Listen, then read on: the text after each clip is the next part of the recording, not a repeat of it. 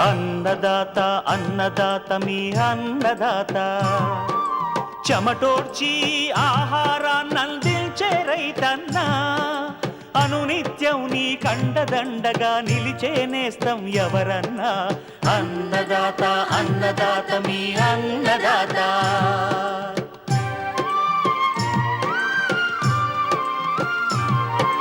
నూతన రీతుల సాగుబడికి నూరింతలు పెరిగే దిగుబడికి సూచనలిచ్చే సస్య రక్షణకు పశు పోషణకి శాస్త్ర విజ్ఞానం అందించి ముందుకు నడిపే తెలుగు రైతు భారతదేశానికి మకుటం అయ్యేలా తీర్చిదిద్దే ఆశయంతో మిమ్ము మేలు కొలిపేది అన్నదాత అన్నదాత అన్నదాత మీ అన్నదాత అన్నదాత అన్నదాత మీ అన్నదాత. అన్నదాత ప్రేక్షకులకు నమస్కారం. ఈనాటి ముఖ్యాంశాలు: పూత దశలో ఉన్న ఖరీఫ్ కందిని నష్టపరుస్తున్న చీడపీడలు నివారణ, అనాస సాగులో మెలకువలు,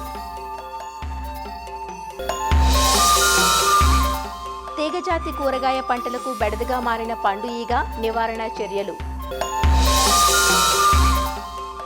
ఇంకా జై కిసాన్ వ్యవసాయ సమాచారం.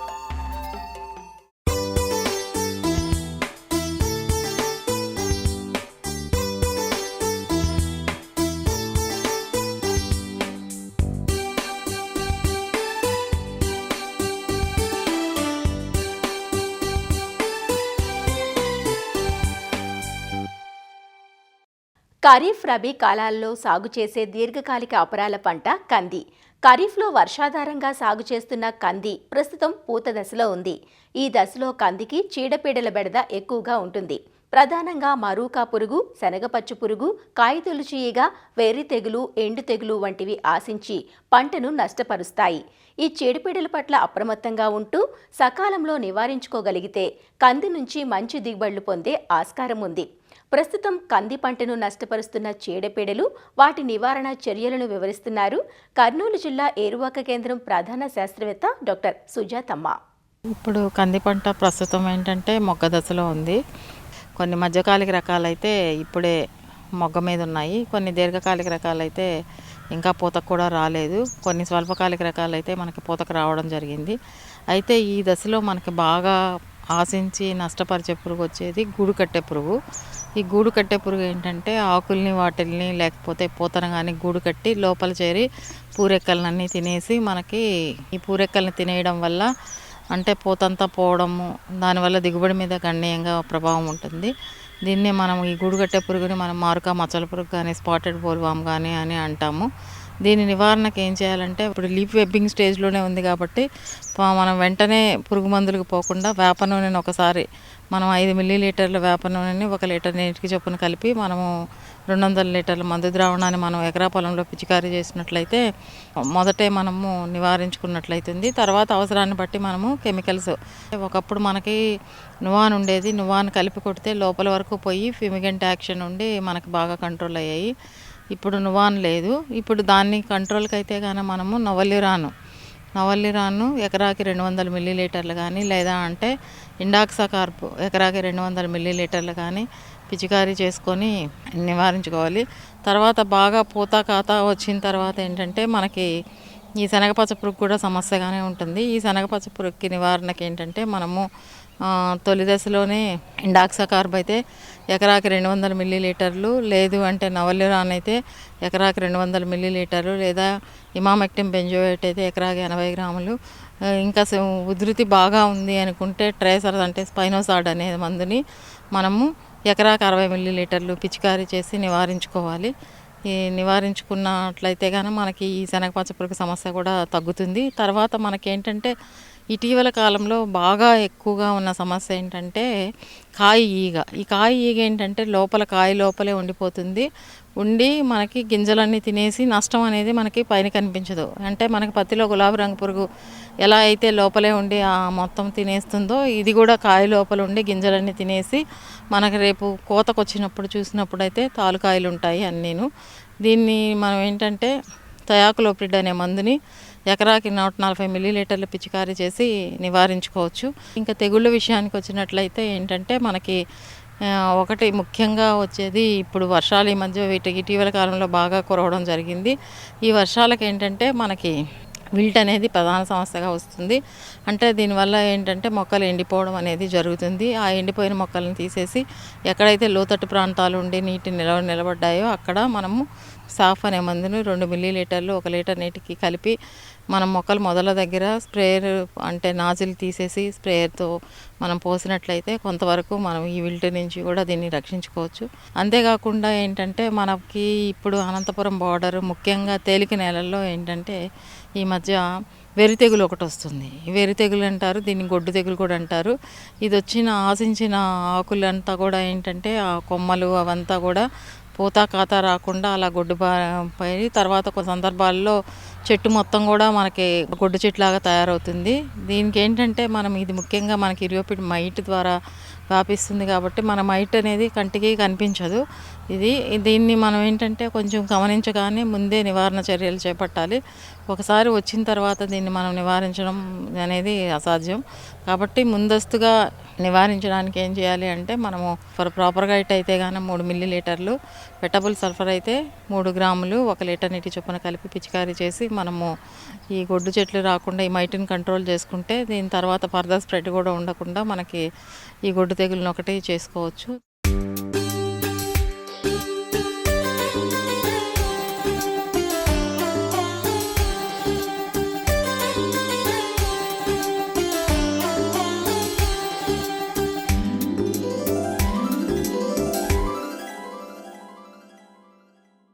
ఇటీవలి కాలంలో పలు పంటలకు తీవ్ర నష్టం చేస్తోంది కాయతొలుచు ఈగ. ముఖ్యంగా తీగజాతి కూరగాయలైన బీర, కాకర, సొర, గుమ్మడి, పుచ్చ వంటి పంటల్లో దీని నష్టం అధికంగా కనబడుతోంది. పిందె దశలోనే కాయ లోపలికి ప్రవేశించి నాణ్యతను దెబ్బతీసే ఈ పండు ఈగ వల్ల దాదాపు 30-50% వరకు దిగుబడులకు నష్టం వాటిల్లుతోందని అంచనా. ఈ పురుగును గుర్తించాక నివారణ చర్యలు చేపడితే చాప కింద నీరులా అప్పటికే నష్టం జరిగిపోయి ఉంటుంది. కాబట్టి రైతులు సాగు ప్రారంభం నుంచే ఒక పద్ధతి ప్రకారం సమగ్ర చర్యలను ఆచరణలో పెట్టాలి. ముఖ్యంగా ఎర్రను ఉపయోగించి ఈ పండు ఈగను సమర్థవంతంగా నివారించవచ్చు. తీగజాతి కూరగాయల్లో పండు ఈగ నష్టం నివారణ గురించి తెలియజేస్తున్నారు రాజేంద్ర నగర్లోని శ్రీ కొండా లక్ష్మణ్ తెలంగాణ రాష్ట్ర ఉద్యాన విశ్వవిద్యాలయం కూరగాయల పరిశోధనా స్థానం ప్రధాన శాస్త్రవేత్త మరియు అధిపతి డాక్టర్ డి అనిత. తీగజాతి కూరగాయలు అంటే కాకర, సొర, బీర, పుచ్చ ఇలాంటివి పంటలు వేస్తూ ఉంటారు.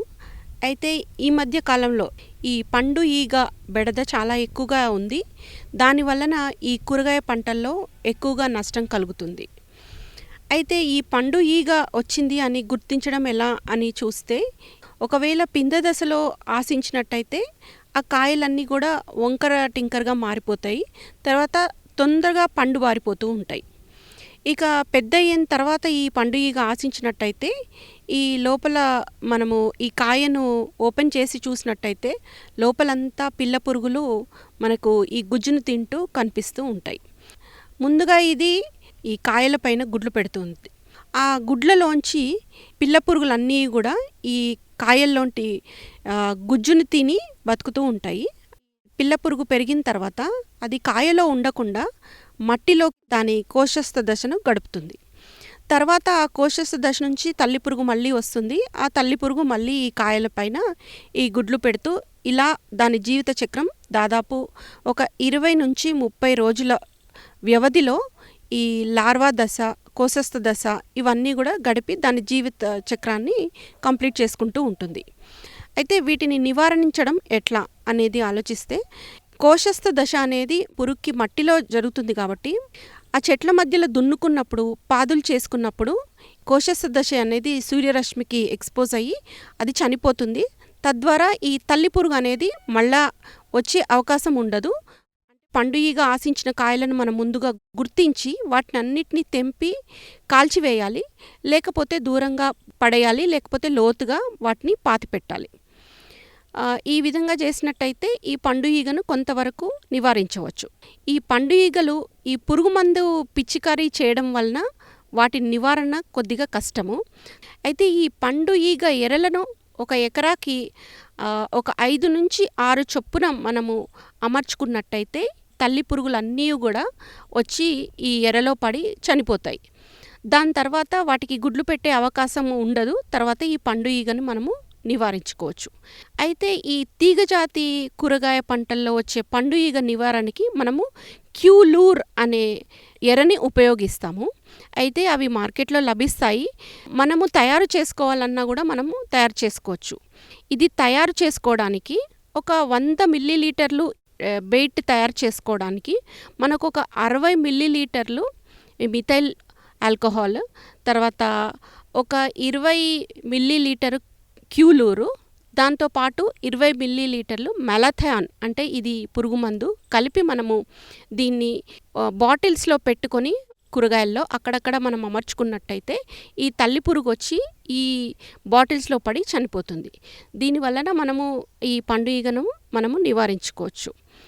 ఈ పండు ఈగ ఉధృతి ఎక్కువగా ఉన్నట్టయితే ఫిప్రోనిల్ 2 మిల్లీలీటర్లు లీటర్ నీటికి, లేదా స్పైనోసైడ్ అనే మందు 0.3 మిల్లీలీటర్లు లీటర్ నీటికి చొప్పున మనం పిచికారీ చేసుకున్నట్టయితే ఈ పురుగును మనం నివారించుకోవచ్చు. ఈ మధ్యకాలంలో ఈ పురుగు మందుల పిచికారీ ఎక్కువగా చేయటం వలన కూరగాయ పంటల్లో పురుగు మందుల అవశేషాలు ఎక్కువగా వస్తున్నాయి. మనం ఏదైనా పురుగు మందు కూరగాయ పంటల పైన ఏ కూరగాయలైనా కానీ పిచికారీ చేసుకున్న తర్వాత మినిమం ఒక 7 రోజులు మనము వ్యవధి తీసుకొని తర్వాత తెంపినట్లయితే వాటి నుంచి మనకి పురుగు మందుల అవశేషాలు రాకుండా ఉండే అవకాశం ఉంటుంది.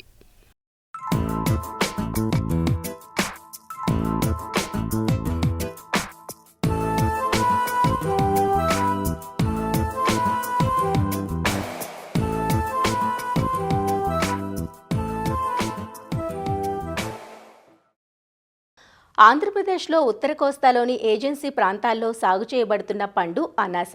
కేరళ రాష్ట్రంలో ఎక్కువగా సాగవుతుంది ఈ పండు. అనాసలో ఉండే బ్రొమోలిన్ అనే ఎంజైమ్ బరువు తగ్గించడంలోనూ జీర్ణక్రియ సక్రమంగా జరగడంలోనూ తోడ్పడుతుంది. అంతేకాదు ఈ పండులో పలు పోషకాలు మెండుగా ఉన్నాయి. ఈ పంటను కొబ్బరి, జీడి మామిడి, అరటి వంటి పంటల్లో అంతర పంటగా సాగు చేస్తూ రెండిందాల ఆదాయం సాధిస్తున్నారు. ఏజెన్సీలోని వాలు ప్రాంతాల్లో వాలుకు అడ్డంగా అనాసను వేసుకుంటే వర్షానికి మట్టి కొట్టుకుపోకుండా అరికట్టవచ్చు.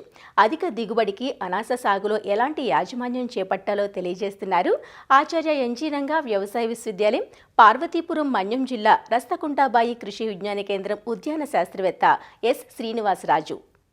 ఈ అనాస సాగు అనేది మన భారతదేశంలో సుమారు 1,00,000 హెక్టార్లు పైబడి సాగు చేస్తూ, మన ఆంధ్రప్రదేశ్లో చూసినట్టయితే సుమారు 5,000 హెక్టార్ల వరకు సాగు చేయబడుతుంది. అది కూడా మనకి ఈ స్పానిష్ రకం అనే సింహాచలం వెరైటీ అనేది సాగు చేయబడుతుంది. పైనాపిల్ అనేది సముద్ర మట్టం నుంచి సుమారు 1,100 మీటర్ల ఎత్తు వరకు దీన్ని సాగు చేసుకోవచ్చు. ఉష్ణోగ్రతలు 21 నుంచి 26 డిగ్రీ సెల్సియస్ అత్యంత అనుకూలమైనది. 5.5 నుంచి 6.5 pH ఉదజన సూచిక ఉన్న నేలలు అత్యంత అనుకూలమైనది. మరుగునీరు సదుపాయం కలిగిన నేలలు మనకి మిక్కిలి అనుకూలమైన నేలలు. ఎక్కడైతే వర్షపాతం అనేది 150 నుంచి 300 సెంటీమీటర్లు ఉంటుందో ఆ ప్రాంతాలన్నీ కూడా దీనికి అనుకూలమైనది. అయితే మన ఏజెన్సీ ప్రాంతాల్లో ఈ పంటని జీడి మామిడిలో అంతర పంటగా ఎక్కువగా సాగు చేయబడుతుంది. ప్యూర్ క్రాప్గా చేయడం చాలా తక్కువగా మనం చూడడం జరుగుతుంది. దీని రకాలు చూసుకున్నట్టయితే సింహాచలమైన రకము అనేది మన ఆంధ్రప్రదేశ్కి ప్రాచీనమైన రకము. ఈ రకం అనేది కాయలు చిన్నగా ఉండి, ఆకులన్నీ ముళ్ళుగా ఉండి, మనకి కాయ సైజ్ చిన్నగా ఉండి, ఈ కాయలు అనేది పులుపుగా ఉండి మనకి ఈ జ్యూస్కి ఎక్కువగా వాడుతున్నారు. దీన్ని రిప్లేస్ చేయడానికి ఎక్కువగా మారిషస్ అనే రకము కేరళ నుంచి దీన్ని తీసుకురావడం జరుగుతుంది ఆ ప్లేస్లో వేయడానికి. ఈ మారిషస్ రకం ప్రత్యేకత ఏంటంటే తీపి శాతం చూసుకున్నట్టయితే సుమారు 16 నుంచి 18% తీపి ఉంటుంది. మనకి 8% ఆమ్ల శాతం దీంట్లో ఉంటుంది. నాణ్యత బాగుండి ఎక్కువ రోజులు ఎక్కువ డిస్టెన్స్ ట్రాన్స్పోర్ట్ చేయడానికి స్టోరబిలిటీ కూడా బాగుంటుంది. కానీ దీంట్లో ఇంకొక సమస్య ఏంటంటే సింహాచలం లాగే దీనికి కూడా మనకి స్పైన్స్ అనే ఆకుల మీద ముళ్ళు ఉంటుంది. మొత్తం అంతా ఆకంతా కూడా ముళ్ళుతో ఉంటుంది. అదేవిధంగా ఈ ముళ్ళు అనేవి మనకి రెడ్ కలర్లో మనకు కనబడుతుంది. ఫ్రూట్ పైన ఉన్న క్రౌన్ మీద కూడా మనకి ముళ్ళు ఎక్కువగా ఉంటుంది. 3 రకాల పద్ధతుల ద్వారా దాన్ని ప్రవర్ధనం చేస్తుంది. వేరు నుంచి వచ్చే కొమ్మలు, కాండం నుంచి వచ్చే కొమ్మలు, అదేవిధంగా పైన ఫ్రూట్ నుంచి వచ్చే కొమ్మల్ని మనం తీసుకుంటాము. దాన్ని పిలకలు అంటాము. ఈ పిలకల్లో చూసుకున్నట్టయితే వేరు దోచి వచ్చే పిలకలు మనకి పంట కాలం చూసుకుంటే వేసుకున్న తర్వాత 12 నుంచి 14 నెలల్లో మనకి పంట వస్తుంది. కాండం నుంచి వచ్చే పిలకలు అయితే సుమారు మనకి 20 నుంచి 24 నెలల తర్వాత మనకి పంట వస్తుంది. అదే మనకి తల్లి పైనుంచి వచ్చే ఫ్రూట్ పైనుంచి వచ్చే పిలకలు అయితే సుమారు 24 నుంచి 28 నెలల తర్వాత మనకి కాయకు అనేది కోతగా వస్తుంది. ఈ పిలకలు అనేవి మనం ఆరోగ్యమైన తోటలోంచి పిలకలు సెలెక్ట్ చేసుకోవాలి. అది కూడా వేరు నుంచి వచ్చే పిలకలు లేదా సూట్ నుంచి వచ్చే పిలకలు మాత్రమే మనం ఎక్కువగా సెలెక్ట్ చేసుకోవాలి. అది 8 నుంచి 15 ఆకులు కలిగి ఉండాలి. దాంతోపాటు 1 నుంచి 2 అడుగులు ఎత్తులో ఉన్నట్టయితే ఆరోగ్యవంతమైన పిలకలు తీసుకోవాలి. ఆ పిలకల బరువు వచ్చేసి సుమారు 500 గ్రాములు లేదా 3 నుంచి 500 గ్రాములు ఉన్నట్టయితే అవి అత్యంత అనుకూలమైనవి. ఇలాంటి పిలకలను తీసుకుని నీటి వసతి కలిగి ఉంటుందో, రైతులు నీరు ఇవ్వగలుగుతారో అప్పుడు ఏప్రిల్ నుంచి మే నెలలో వేసుకున్నట్టయితే మంచిగా హార్వెస్టింగ్ కానీ అన్నింటినీ కూడా బాగుంటుంది. ఒకవేళ నీటి వసతి లేనప్పుడు రెయిన్ఫెడ్గా వెళ్ళాలనుకుంటే వర్షాలు అయిపోయిన తర్వాత జూన్ జూలై అయిపోయిన తర్వాత ఆగస్ట్ సెప్టెంబర్ మాసం అనేది అత్యంత అనుకూలమైనది. ప్రధాన పంటలు వేసుకున్నట్టయితే మనం ఒక 2 వరుసల పద్ధతిలో వేసుకుంటారు. జంట వరుస పద్ధతి అంటారు. ఈ జంట వరుసల పద్ధతిలో ఏంటంటే ఒక వరుసకి ఇంకో వరుసకి 60 సెంటీమీటర్ దూరం ఉంటుంది. ఒకే వరుసలో ఏంటంటే పిలకి మధ్య 45 సెంటీమీటర్ దూరంలో ఉంటుంది. ఈ 2 జంట వరుసలకు ఇంకో జంట వరుసలకు మధ్య 150 సెంటీమీటర్ దూరంలో ఉండడం వల్ల సుమారు ఈ పద్ధతులు చేసినట్టయితే మనకు 6,000 నుంచి అదేవిధంగా 8,000 పిలకలు ఒక ఎకరానికి అవసరం అవుతుంది. అదే అంతర పంటలు వేసుకున్నట్టయితే ఒక 2,000 నుంచి 3,000 పిలకలు మాత్రం సరిపోతున్నాయి. ఎరువులు యాజమాన్యం చూసుకున్నట్టయితే 150 గ్రాములు నత్రజని, 50 గ్రాములు ఫాస్ఫరస్, ఒక 15 గ్రాములు పొటాష్ ఇచ్చే ఎరువులు మనం ప్రతి చెట్టుకు వచ్చే విధంగా వేసుకున్నట్లయితే దాన్ని 3 దఫలుగా వేసుకోవాలి. ఒకటి ఎప్పుడు వేసుకోవాలంటే 60 రోజుల తర్వాత, 150 రోజుల తర్వాత, అదే 240 రోజుల తర్వాత మనం వేసుకున్నట్లయితే మనకి మంచి సైజుతో మంచి నాణ్యతతో కలిగిన అనాస పళ్ళు అనేవి మనకు రావడం జరుగుతుంది. ఈ నీటి యాజమాన్యం చూసుకున్నట్టయితే నీటి తొలలు చాలా ఎక్కువగా అవసరం లేదు ఈ పంటకి. వేసవిలో ముఖ్యంగా ఏంటంటే 15 నుంచి 20 రోజుల వ్యవధిలో ఒక 4 నుంచి 6 తొలలు ఇచ్చినట్లయితే మనకి చాలా బాగుంటుంది. పూత అనేది చాలా ప్రధానమైన సమస్య. ఎందుకంటే మనం ఈ పిలకల ద్వారా తీసుకున్న ఒక్కొక్క దశ ఒక్కొక్క విధంగా ఉంటుంది. ఏది ఒకేసారి రాదు కాబట్టి డిఫరెంట్ బరువు ఉన్నవి మన పిలకలు తీసుకుంటాం కాబట్టి అంతా ఒకసారి రావాలనుకుంటే ప్లాంట్ గ్రోత్ రెగ్యులేటర్స్ యొక్క పాత్ర అత్యంత కీలకమైనది. నాప్థలిక్ ఎసిటిక్ యాసిడ్ అనే ఆమ్లము 10 నుంచి 20 ppm అనేది ఒక చెట్టుకి దాని యొక్క మువ్వలో వేసినట్టయితే లేదా పిచికారి చేసినట్టయితే మనకి పూత అంతా ఒకేసారి రావడం జరుగుతుంది. ఈ పూత అంతా ఒకేసారి వచ్చిన తర్వాత పూత వచ్చిన నుంచి మనకి 135 నుంచి 240 రోజులకి మనకి 160 రోజులకి మనకి కాయ అనేది ఏర్పడుతుంది. అదేవిధంగా మనకి సైజు కూడా బాగా పెరగాలనుకుంటే ఒకే ప్లాంట్ మీద ఉన్న సక్కర్స్ ఏవైతే వస్తాయో దాన్ని మనం నిర్మూలించుకున్నట్టయితే మనకి మంచి నాణ్యతతో కలిపి 1 నుంచి 2 కేజీల కల పైనాపిల్ వచ్చి మనకి మంచి దిగుబడి రావడం జరుగుతుంది. ఒక ఎకరా చూసుకుంటే మనకి సుమారు 10 నుంచి 20 టన్నులు దిగుబడి రావడం జరుగుతుంది ఈ పైనాపిల్.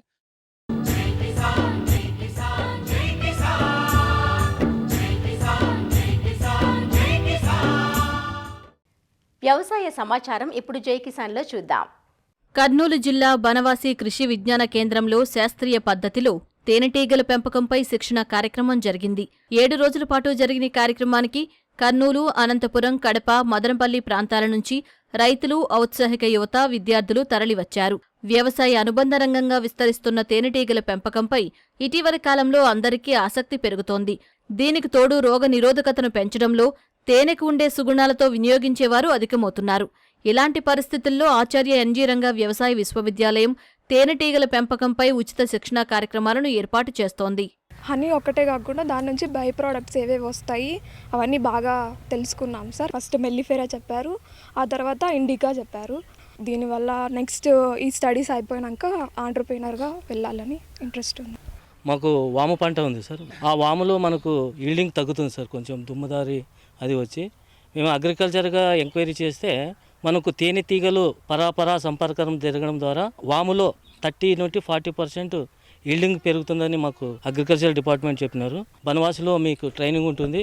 అక్కడ ట్రైనింగ్ పొందిన తర్వాత మీకు వాళ్ళు హనీ బాక్సులు ఇస్తారు. ఆ బాక్సులు తీసుకుని వచ్చి వాము పంటలో పెడితే ఎక్కువ దిగుబడి వస్తుందని అగ్రికల్చర్ ఏవో గారు చెప్పినందుకు ట్రైనింగ్కి వచ్చినాం సార్. మా నాయన ఫార్మర్.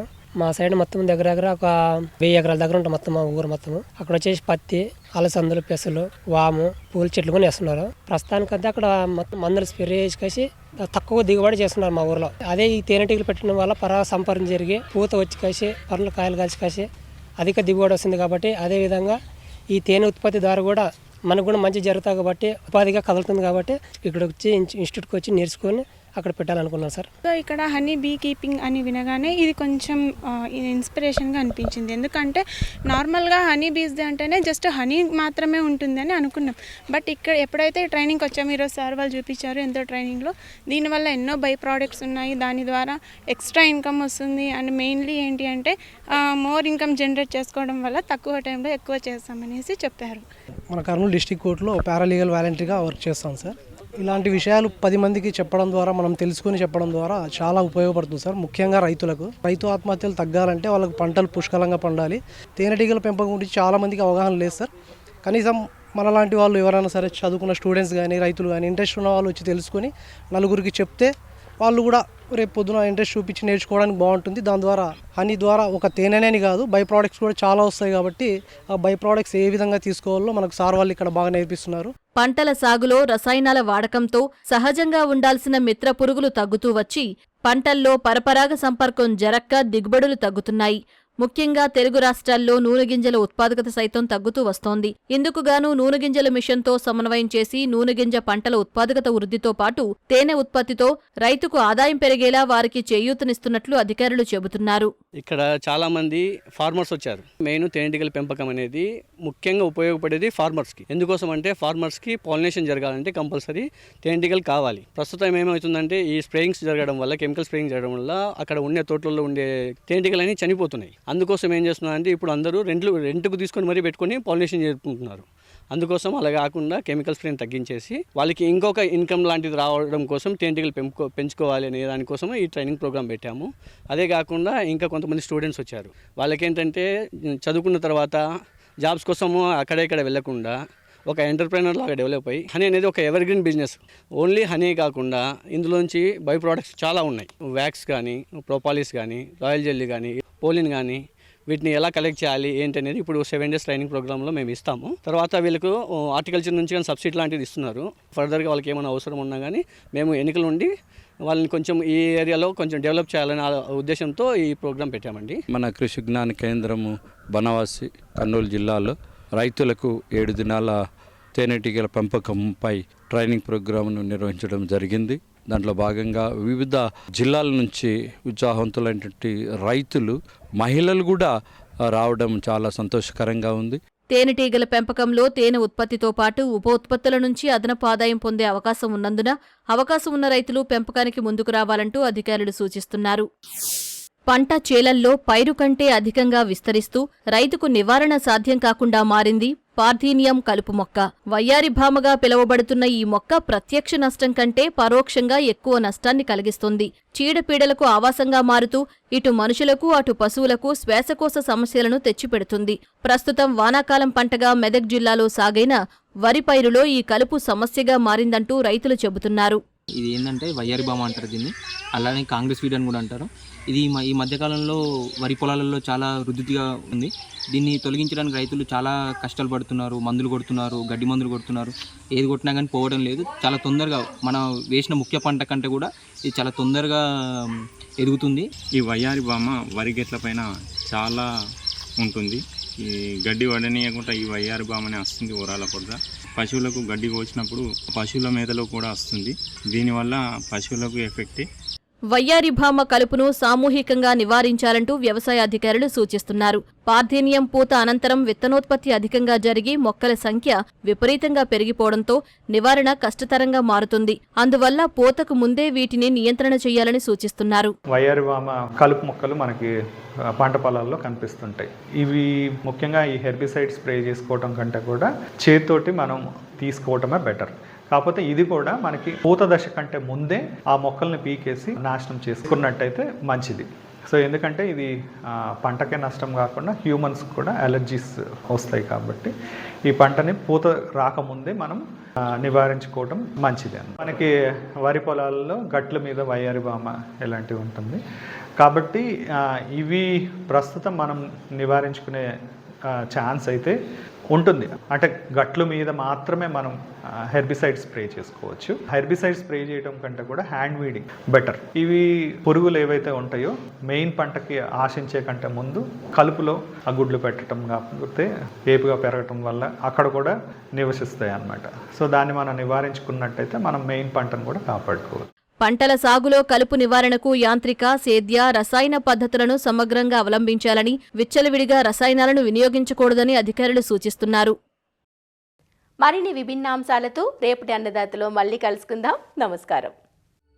అన్నదాతలు తమ సందేహాలు, సమస్యలను 1-800-425-4085 టోల్ ఫ్రీ నంబర్లో ఉదయం 10 నుంచి 11 గంటల మధ్య పని దినాలలో సంప్రదించగలరు. ఈ కార్యక్రమాన్ని యూట్యూబ్లో www.youtube.com/annadata ETV లింక్ ద్వారా వీక్షించవచ్చు.